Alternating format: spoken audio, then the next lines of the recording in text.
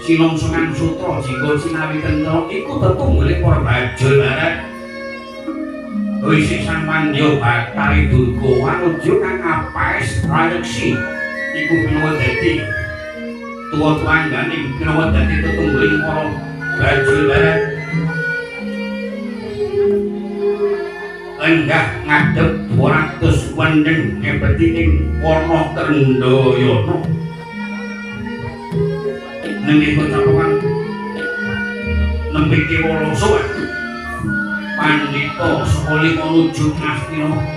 marang Sang Tapa Gandhana Sikumbayana. Ya pandhita pedayangan karo Cumanda ana ing sakisoring gunung Danyang meneraken putra ing Kewedian. Wisi Sanjang Jalma yujud Gandhara sak gubuk ranggon berdiri Nitra mencorong kaya Sri Pembar Bimbo hamur geni grono pindha cangkik ing pawa Rawis tumpang sanga Godewa Simbar Jojo tutut mangkaya lene guwa Ani sisya sak curlaning marak dawane Remo Kimbar madu-madu dinamulamun awu pumpang wedangan kanan lawan kiri pandina mumuri manguning Gandharma Wul ketinggalan rembuhi windu dukut sewu tanam tukang tubuh kolong paparing gunung Yen petak kaya kelangi sebuah beruduk yang kaya bulu juga menggerakkan para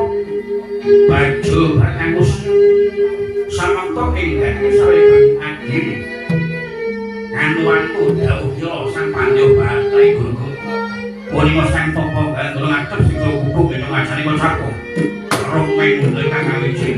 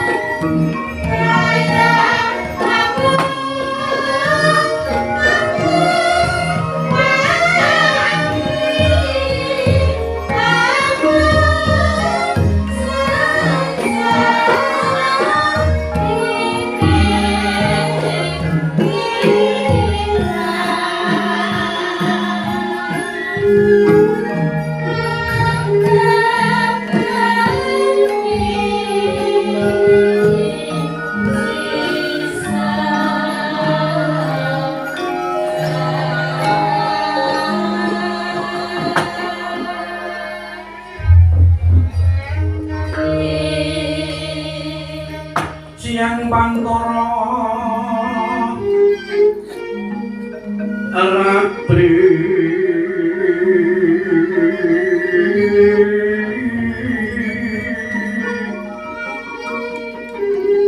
amung cipta ulun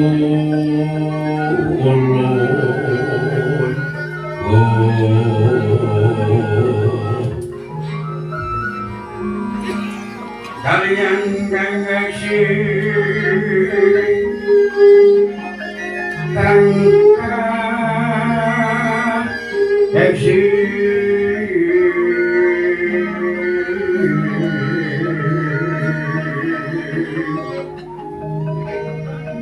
ngaturno saing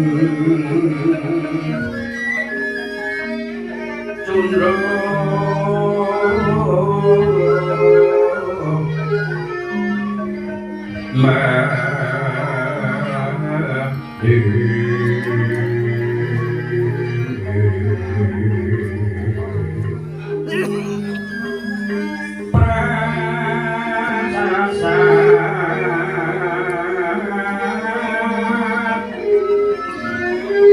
renggeng ulun kang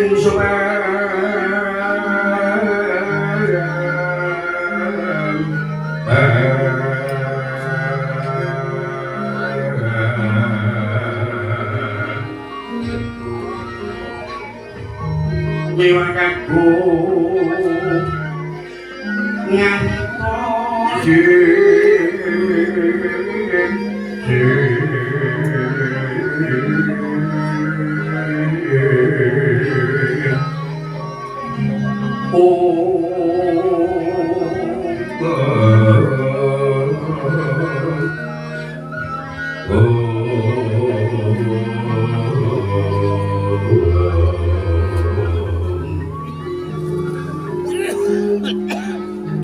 sasampun rapti mungging asta ulun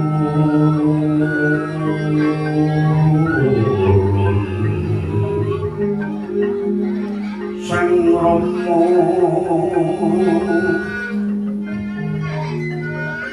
dewane suwun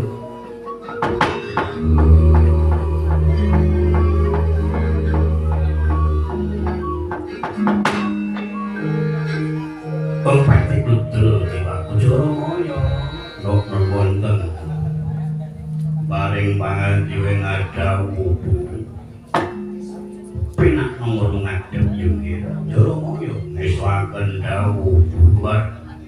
ingkang putra ngaturaken sumeming pati kunjuk Bu ya ulun iki dilur tamu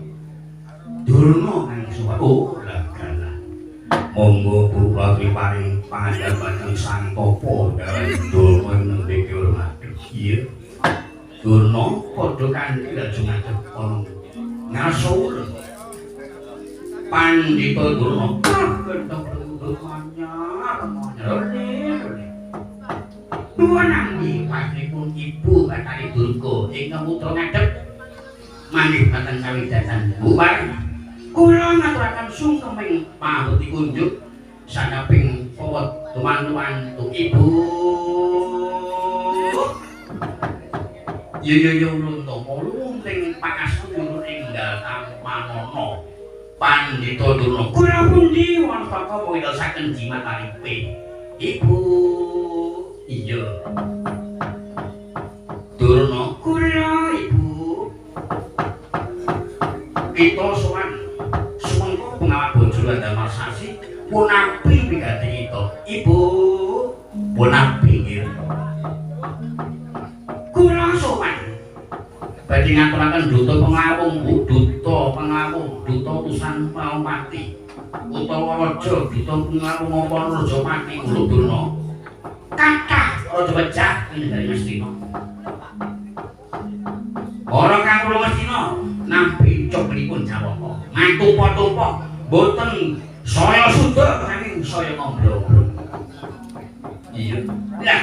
saged pangsa kados suwi nyuwun malih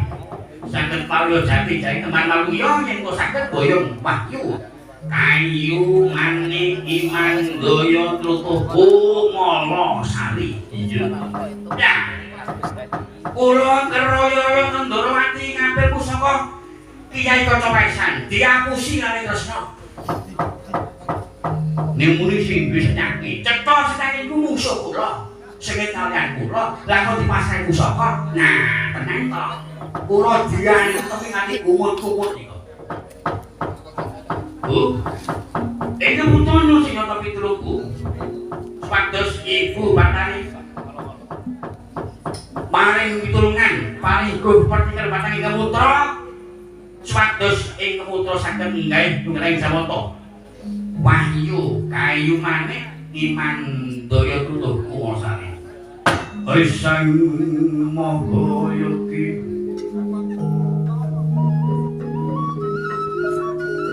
Samusnya semedi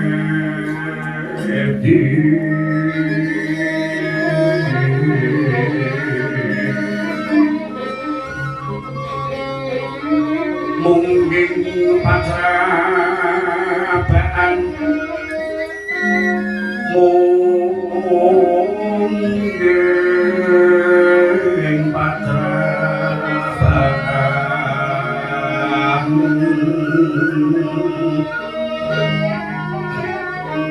dan ani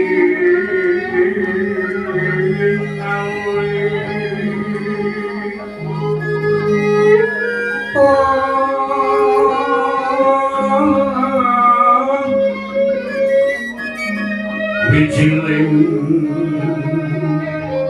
saso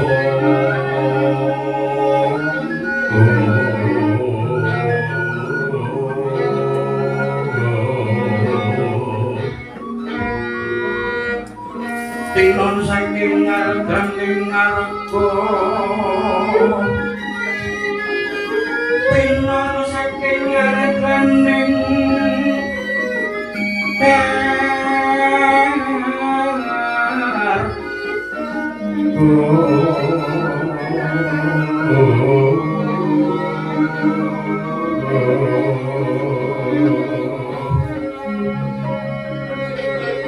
Arning biasa mon alon langan diko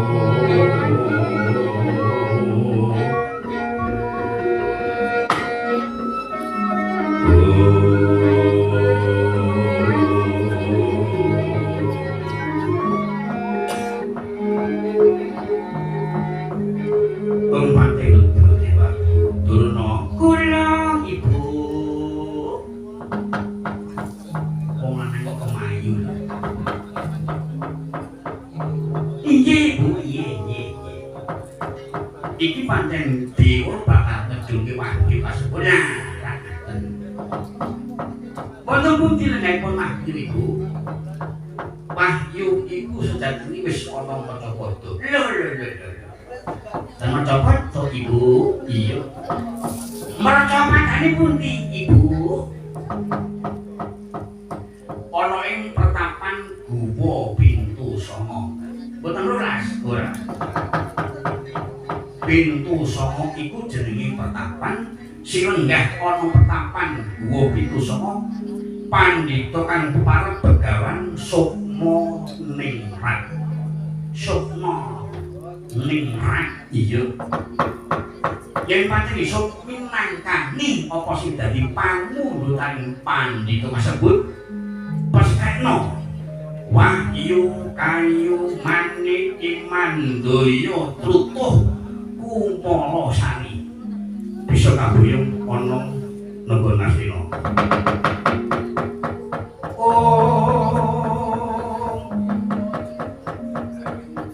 nyata yang pandhita kang ngakarya wangsi pindha kumbang sapa madu sarining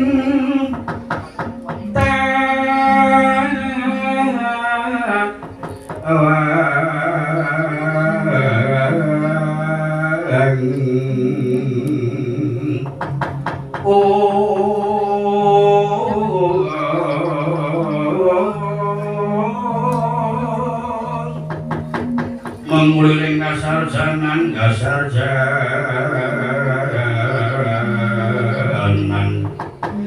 wening telenging kalbu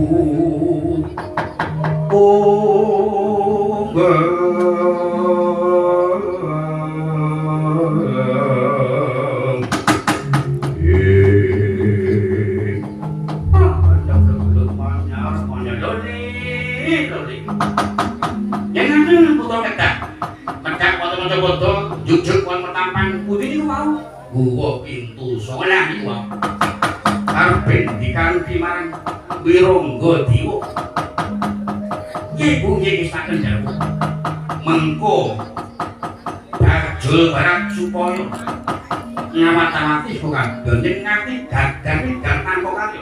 wis sakan dadak nganggo ditakoni ditugel gurune panita sing parep bekan sapa iya wis saken jawu ibu Durama ya Pandhawa tutno lakune durung wis saken jawu kanjeng ibu iya